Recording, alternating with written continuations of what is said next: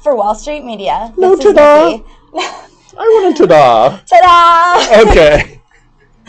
I'm Nikki. I'm here with Doug, and we'll help you make money in the stock market with information you can't find anywhere else. I love your ta-da. Okay, You better love my ta-da. I want everyone to see and enjoy your ta-da.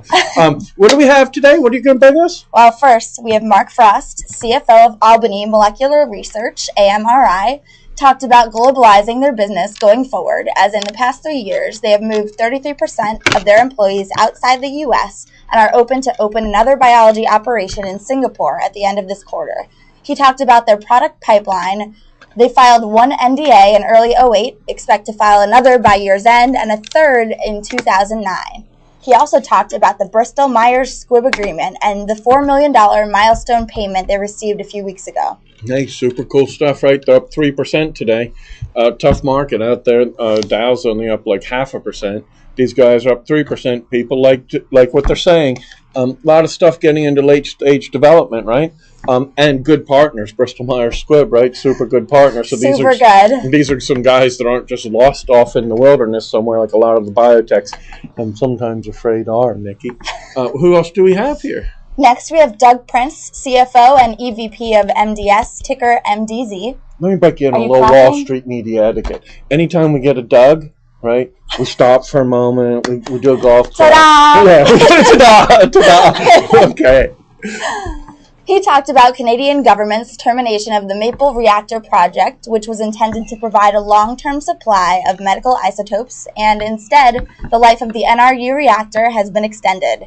Going forward, they look to divest non-core assets to focus on their core medical isotopes and launch new products. Graham Cooper, CFO of Orexogen Therapeutics, OREX, discussed their anti-obesity drugs, Contrav and Empadic, both having shown sustained weight loss with no serious adverse events in trials.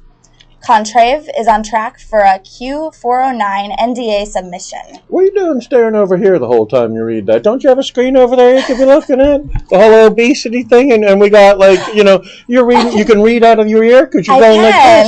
You know what? Well, you are. And they're up 5%. Apparently they think that more than just I might need these things. Who do we have there? We have Tyler. Are they giving out samples? JC Carrillos, SVP of ResMed RMD, talked about the company's continuous positive airway pressure therapy for sleep-disordered breathing, focusing on their S8 Series 2 Easy Breathe technology that is used with a mask to help the sleeper sleep well.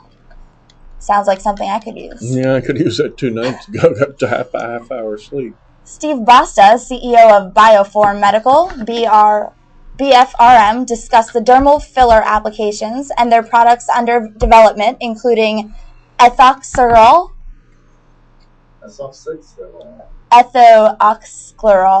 for varicose veins. Mike, when you see stuff like that, right, choose a nice look, or just type in some stuff.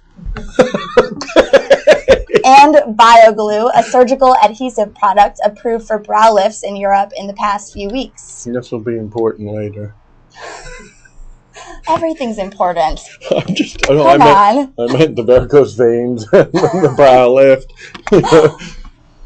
Fred Powell, CFO of BMP Sunstone, BJGP, talked about the Chinese pharmaceutical market, saying that in the U.S., 15% of prescriptions move through hospitals, as opposed to 80% in China, which creates a very different system for distributing their products.